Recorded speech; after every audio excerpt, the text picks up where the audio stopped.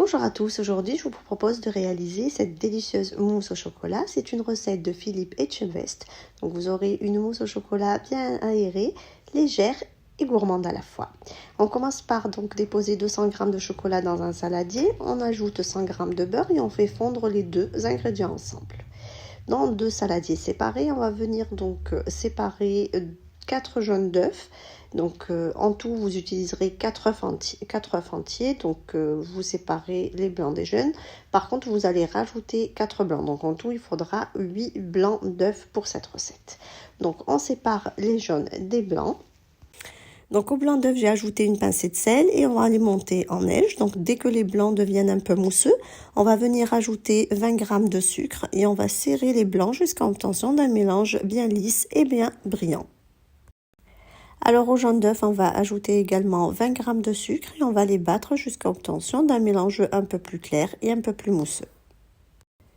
Au jaune d'œuf, on va venir ajouter le mélange chocolat-beurre qu'on avait fait fondre préalablement et on va fouetter le tout jusqu'à l'obtention d'un mélange bien homogène.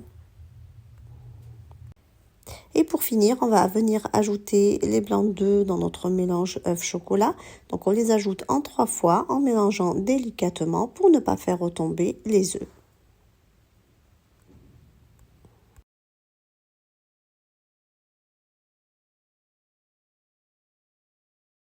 Ensuite, on va venir verser notre mousse au chocolat dans les verrines. Donc, vous utiliserez les verrines de votre choix. Pour ma part, j'ai utilisé des petites citrouilles en rappel du thème Halloween.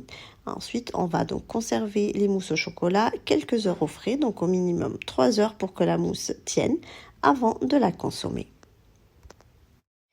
Et voici le résultat final de nos mousses au chocolat. On obtient une délicieuse mousse bien onctueuse, légère et aérienne.